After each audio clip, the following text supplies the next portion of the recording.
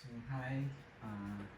Itong part na to is i-share ko lang paano natin i-drawing yung uh, itong subject natin para sa still life watercolor sa Wednesday this coming session. So, sa pag-drawing is we will start muna sa pag-focus on proportions, kung paano natin mapapalipat ito papunta sa papel natin. For example, itong subject natin is maliit kasi sa papel natin. So, kailangan natin pagkasya din dito sa papel na mas malaki.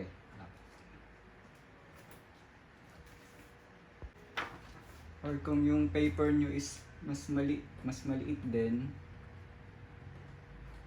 kung mas maliit yung papel nyo, mga 9x12 din, pwede kayo mag 1:1, same size. Lilipat nyo lang yung proportion niya. So, mag-focus tayo sa sa proportion muna. Avoiding the details. Huwag muna natin ilagay yung mga itong maliliit, itong mga tuldok-tuldok halos sa mga linya-linya. Iwasan natin itong mga highlights muna. Umpisa tayo sa malalaki.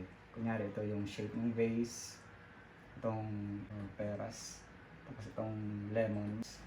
Avoid muna yung isipin yung kulay nito. Wala muna yung kulay. And isi-simplify natin yung shapes. At iwasan muna yung ito, kasi ito halos curves din. Pwede natin ma-simplify as kunyari itong lemon, pwede natin ma-simplify muna yan sa isang box. Square pala. Simplify natin yan ganyan.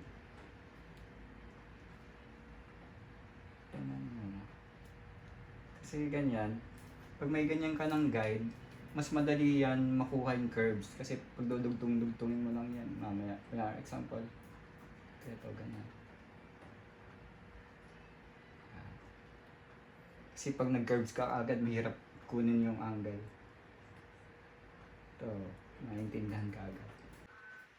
Isipin natin yung overall shapes, yung height, sa width.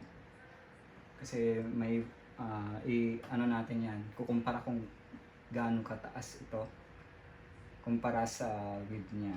And then iwasan natin yung by part na paglagay natin sa drawing. Kunyari, pag naglagay tayo ng lemon kagad yung iisipin natin, malaki pala yung nilagay natin na lemon.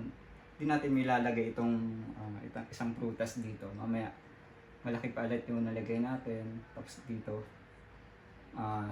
may kulang, tapos yung magiging base natin pwedeng lumagpas. So kailangan natin yung mga dulo-dulo muna yung pagkakasya natin.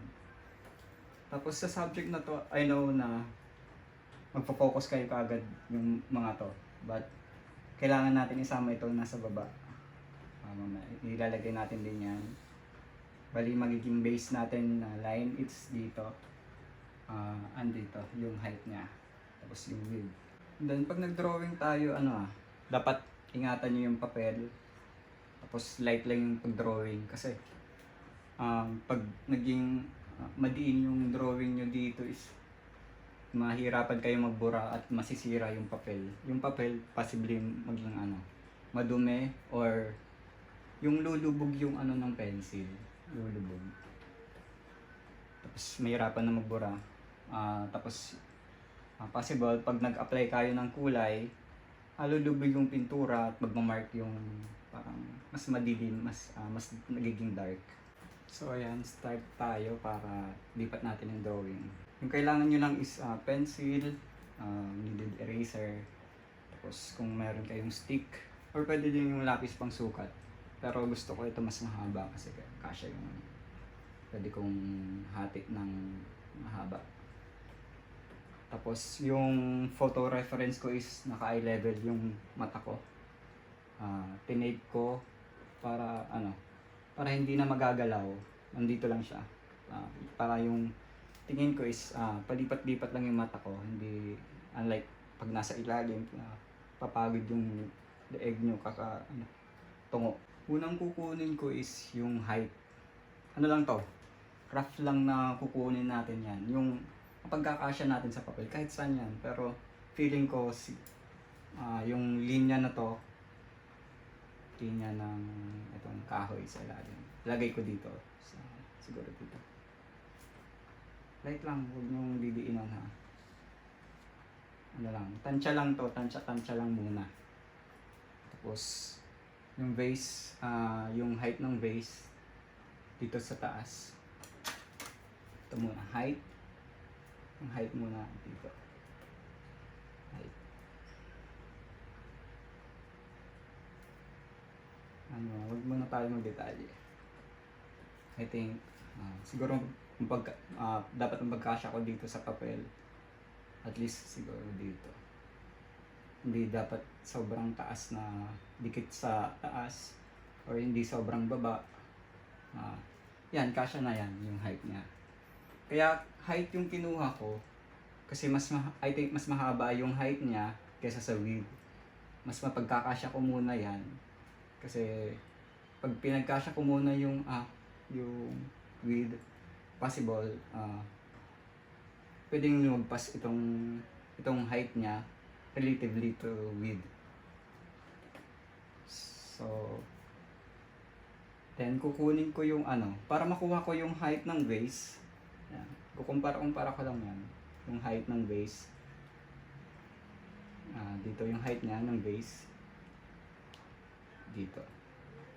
Kukunin ko yung kalahati ng pinaka total na height from dito sa dito sa kahoy pumunta sa top ng base. Kukunin ko yung kalahati niya, hatiin ko. Para makuha natin ito, yung base ng base. Hatiin ko lang ito. For example, siguro yung mga kalahati niya is I think dito. Pwede check yan. Hatiin mo lang yan. Kumpara mo yung height. Kulang. Dito.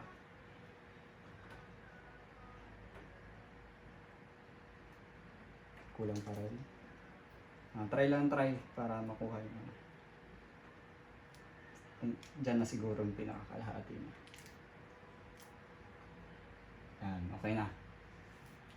Tapos, kukunin ko din yung kalahati ng drawing natin dito sa papel. Di na tayo magsusukat doon ha. Dapat dito na rin kasi ito na yung size natin eh. Siguro, kukunin ko yung height muna. Tapos, I think, siguro kalahati nga dito. Yan. Dito yung kalahati din natin. So, magra-rough estimate na tayo para makuha yung height na to. Yung height niya, yung space na to, pwede kong hatiin ulit. Pwedeng hatiin ulit yung nasa ilalim. Siguro dito. Yan, yan. Tapos, itong niya, pinakailalim, mas malapit sa sa taas. Example, hatiin ko dito.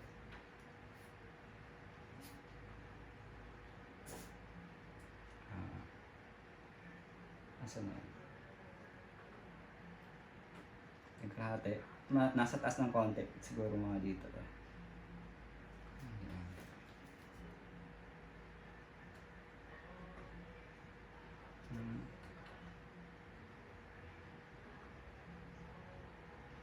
Mga estimate lang to hindi pa final to.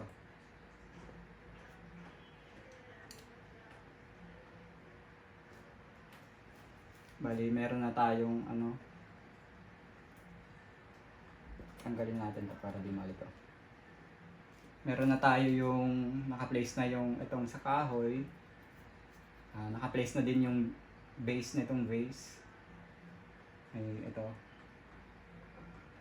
Tapos tanggalin ko na ito para di malito.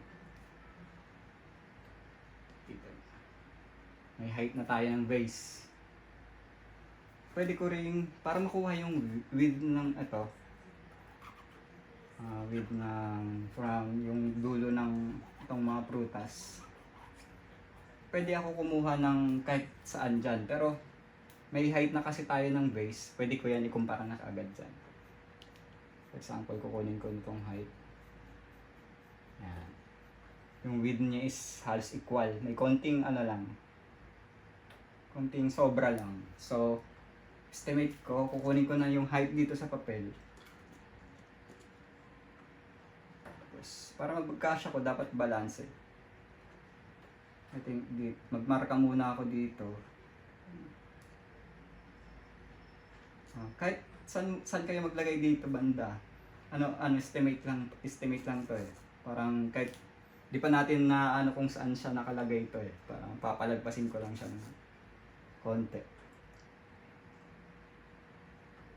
Tapos kukumpara ko yung height na. Tapos dun sa natin, di ba yung sukat natin dito is may konti. Siguro at least nandito. Yan. So, yung nangyari is 1 yung height muna, 2 yung width. Ito muna laging inuuna dapat para magkasya yan. Then yung next is kung paano natin makukuha yung mga base nito, ang pinakailalim ng mga prutas.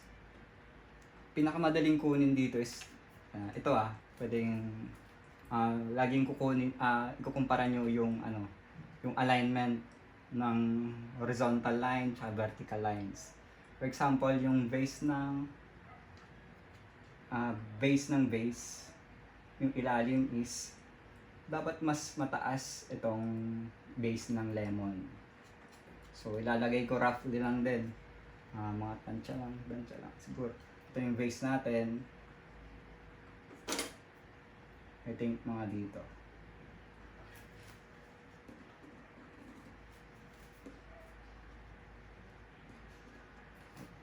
Yung sunod natin kunin yung width ng isa ng yung lemon, yung width ng itong peras, tapos yung width ng yung vase.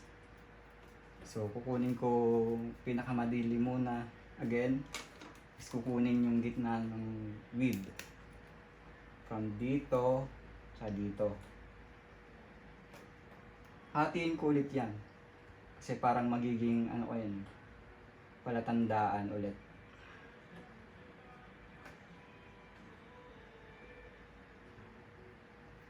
Dito yung kalahati niya.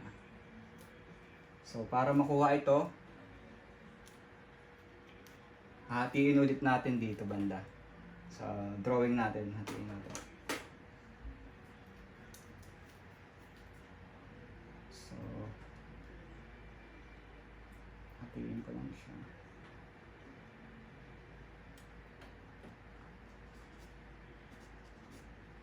Ito yung base natin, yung ito, malapit. So yung space na to, I think dito. Estimate ko lang yan. Buray na natin yung mga to.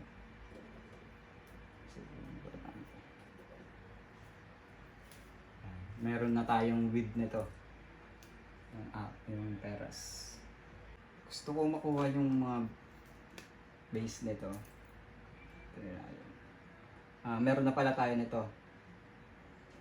Okay na din yan. Itong kabila, kukunin ko na yung base.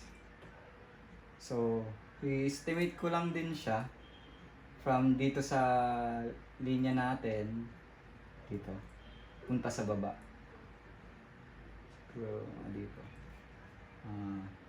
Siguro naman, mafe-feel nyo yan, yung kung saan yung halos yung dito, pinakailalim nyo. Kasi kung ditong pinakamababa, sobrang baba na yan. Tansyan nyo lang. Dito. Tapos, meron na tayong kompleto na nito.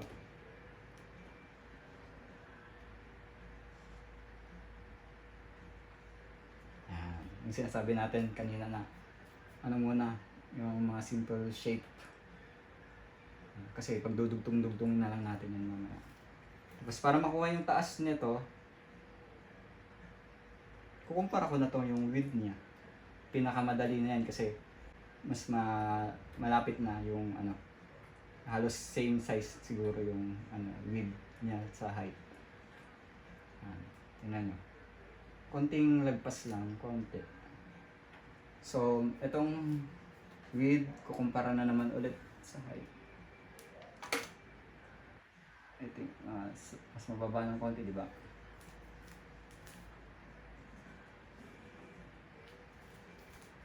Meron na tayong simplified na ano, placement ng peras. Tapos para nakuha ko din ito, yung, di ba wala pa tayo yung, dito yung dulo na itong lemon, wala din pa tayo yung height niya. Pwede ko yan ikumpara dito sa loob ng peras. Sample dito. May konti siyang sobra. So, ganito. Lipat dito, tapos may konting sobra. Siguro, rough. Dito. Dapat, maano din yun, makumpara kasi itong, yung lapad nitong peras is kailangan mas malapad lagi. Mas malapad kaysa sa lemon. May ano na tayo. May width na din. So, ikukumpara din natin.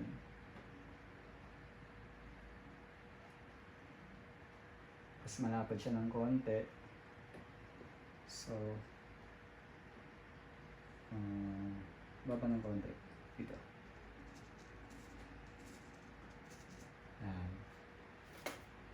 Meron na tayong ano, yung simplified na guide ng lemon at saka peras. Tapos para makuha yung width na itong ano, base, kunin natin yung pinakamalapad niya. Ito muna. Dito. Sa ito. Di ko muna isasama yung handle na yan. Pwede na yung panghuli. Pwede na i-add na lang mamaya yan. Mas madali kunin yung big shape. Yung ito. Yung gagawin ko is, i-align ko lang yung ito rin. Yung edge ng lemon. Pwede na makuha yung ano yan. Align ko lang. So, hindi tumama ito. So, estimate ko lang siguro. Dito. Yan. Also, dito sa kabila rin. Align ko lang din ito. May, kunyari, sa square na ito, yung square. May sobra siyang konti. Hindi siya naka-align dun sa dulo. So, di rin ko din siya i-align dito sa kabila, sa drawing ko. So, at least nga nandito. Buo na rin yung ano mo sa base. Meron ka na rin guides.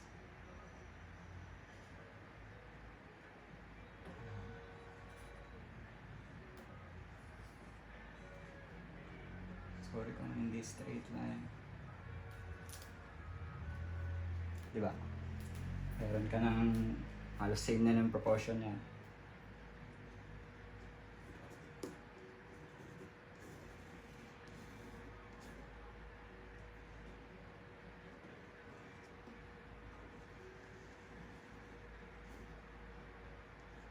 Yan, di ba? Halos same na siya. Yan. Linya ng ano, tela siguro dito. Tapos ano yung sobra. Tapos dito rin. Pwede rin yung tansya pa dito.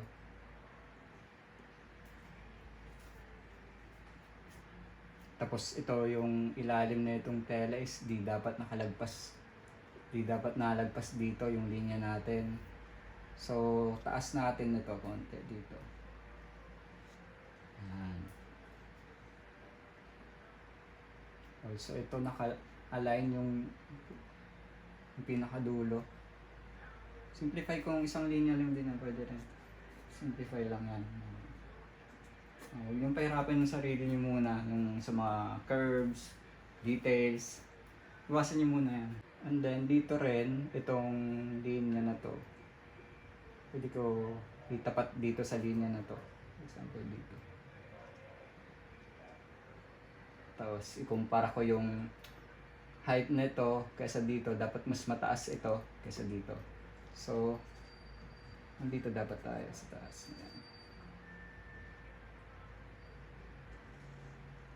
Ayan. So, para makuha nyo yung, ito yung curves ng, yung vase. Yung vase kasi ano yan eh, symmetrical yung ano niya. Yung parang parehas yung, kung ano yung curve niya sa kabila, ganun din yung curves niya sa kabila. Parang ano lang siya, salamin. Parang ganun. Ang gagawin ko is kukunin yung gitna nitong ano, yung di ba meron na tayo itong rectangle. Kukunin natin yung gitna niya para mahati natin ng pantay. So, ito hatiin ko lang dito sa ano. Hatiin ko lang dito sa drawing.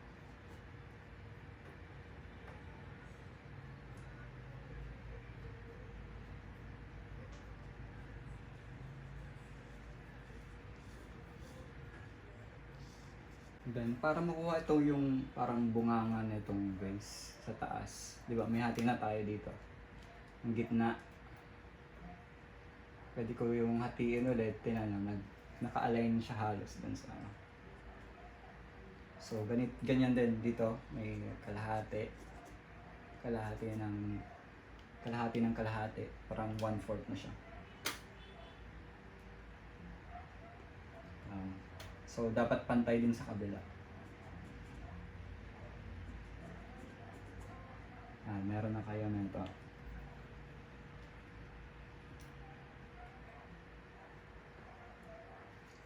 Para makuha din ito yung height na kung gaano kalaki yung butas niya. Pwede rin kayo kumuha doon yung maliit na may konting sobra lang. So, or pwede rin dito. Pwede yan. Gawin nyo lang ganyan.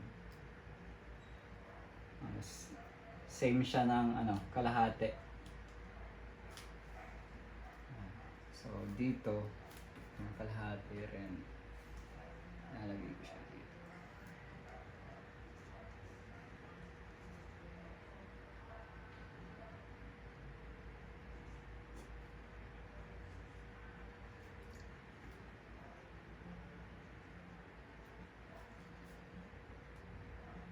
Tapos, kung saan yung ikot, pwede yung, I think kalahati lang to. Pwede yung, pag nakikita nyo na mabilis nyo na masusukat kahit sa mata.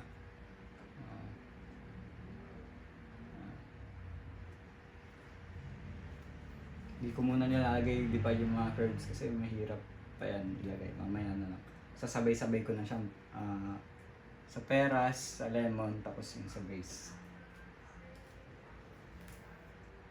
Para makuha ko yung yung parang pinaka talagang width niya yung pinaka naumbok kung saan naliko na yung curve. Pwede kong kunin ito. Markahan ko dito sa kabila. Pantay lang yan. Kasi symmetric. So, pwede kong kunin yung height niyan from dito. Di ba may square tayo dito? Kukumpara ko yan. Dito. I think dito. Dapat mas malaki. Kasi mas malaki yung papel natin. Tapos, pwede ko na siyang dugtong. Pero yung muna. Yung linya lang. Hindi ko muna na kurba. Pwede kong mamaya yun.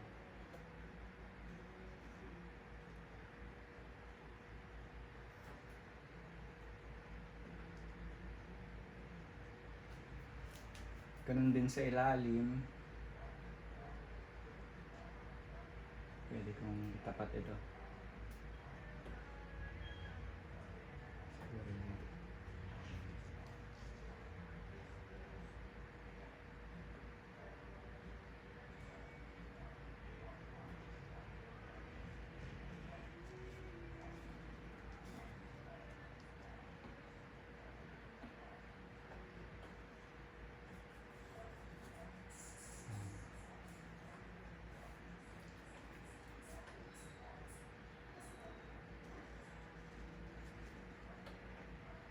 Tapos itong angle ng ito. Ito, yung ginawa natin is ano muna. Isang linya muna. Kasi pwede naman mag-ano mamaya.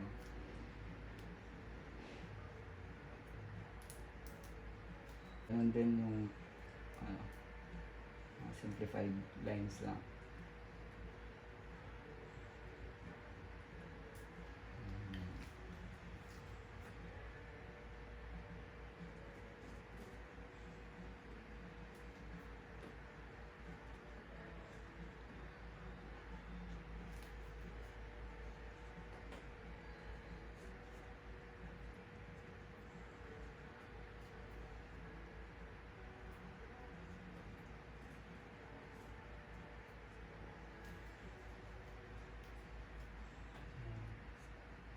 Ko muna nilagay yung mga shadow. Ayan. Same din dito sa ano. Ito yung minsan kasi nangyayari ginagawa na lang nating bilog eh. Inobserbahan mo tong ano, yung angle na itong lemon medyo nakaano siya. Hindi siya bilog, parang ellipse yung ano niya. Halos ganyan. Iba yung angle. So para makuha mo yan, pwede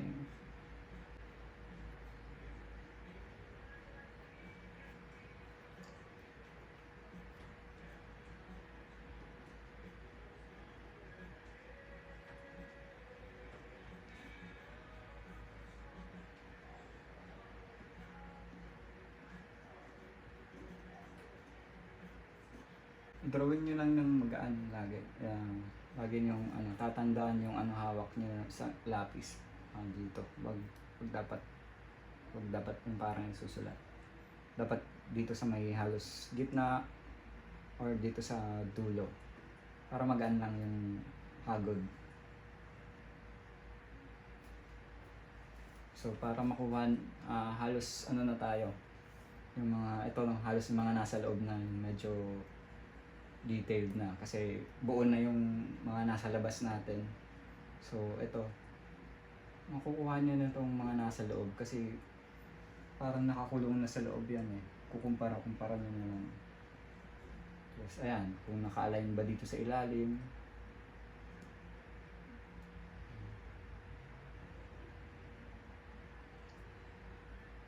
Yes, yung hide pwede yung ikumpara yan dito. Diba? Alas na lahat eh. So, nandito siya. Tapos isang buo lang. Huwag nyo munang isama yung mga ano. Tapos, para makuha yung, ito yung shadow, pwede yung kunin yung angle niya. Simplify nyo lang sa ilang shape lang yun. Dito.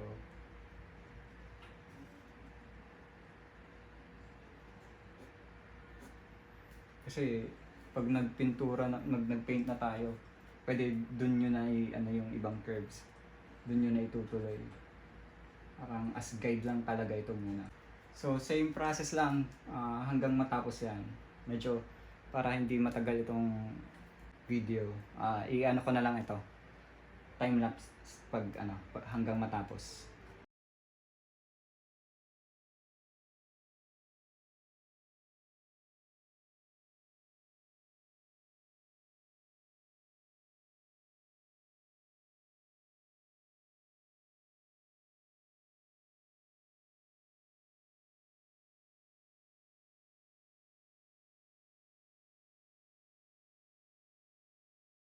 I-simplify nyo lang sa mga linya-linya lang yan. Isang linya, ito sa dalawang linya, sa dalawa, ito pwede rin isa, dalawa, tatlo. Yun lang. Ito shadow din to. Hindi napapansin pero may shape yung shadow nito. Pwede rin kunin yung ito yung ano ng kahoy dito sa taas para madali nyo nang kunin yung madali nyo nang kunin yun kasi nasa taas lang siya ng lemon at least siguro dito. Tapos kunin yung angle. Tapos diretso lang yan. Kung gusto nyo i-check, pwede kayong lumayo. Lalayo lang kayo tapos ikukumpara nyo kung tama ba or kung may konting adjustment. I-check nyo lang ng malayo, ng buo yung makikita nyo. So yung mga angles, kunyari ito, mali yung angle ko nito, siguro at least ganito.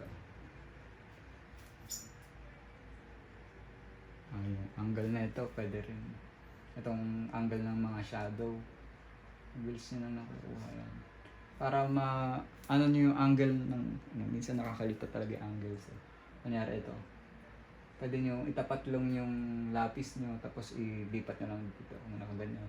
Kung angle na ito naka-slant ng ganito, pwede nyo itapat dito tapos lagay nyo lang. Light lang lagi.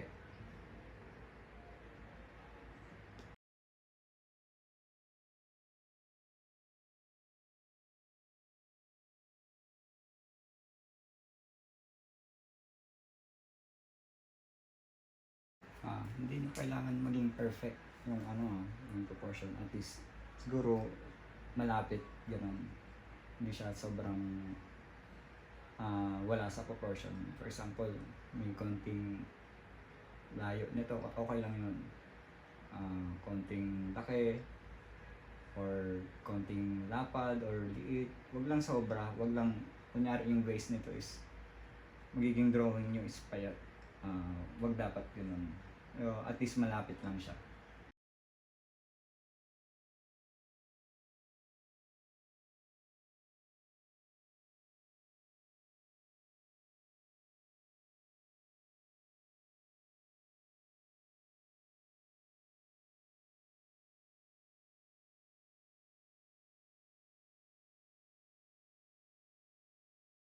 Pag okay na, kailangan nyo mag-rest para makita nyo pag nag-rest kayo, makikita nyo yung kung saan pa kayo pwede mag-adjust. Pagbalik nyo makikita nyo pa yan. So ayun lang, pag nabuo nyo na, i-check natin yun sa Wednesday and then see you po. Bye bye.